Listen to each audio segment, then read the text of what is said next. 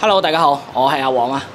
今期同大家介紹嘅呢個單位呢，就89平方，3房2廁嘅。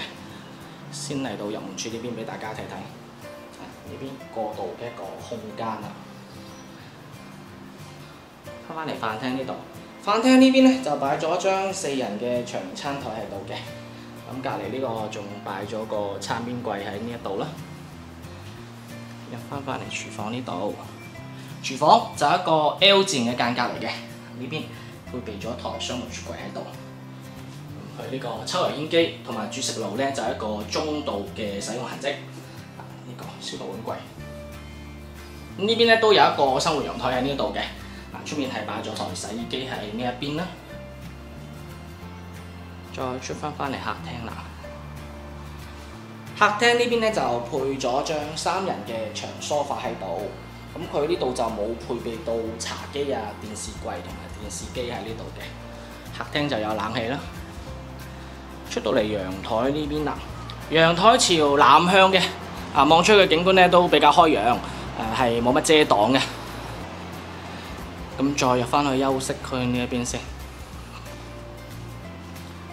先嚟到呢邊咧就係公共衛生間嘅位置啦。呢個梳妝鏡啊、洗手台、馬桶同埋呢個淋浴區。過到嚟呢邊第一個房間，呢間房擺咗張5尺床喺呢一度，隔離有個衣櫃啦，做到係單邊落床。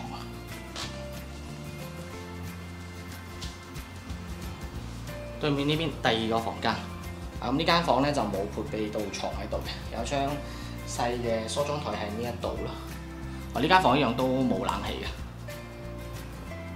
最後就嚟到主人房啦，主人房呢邊有套間喺度嘅。一個圓弧形嘅淋浴區，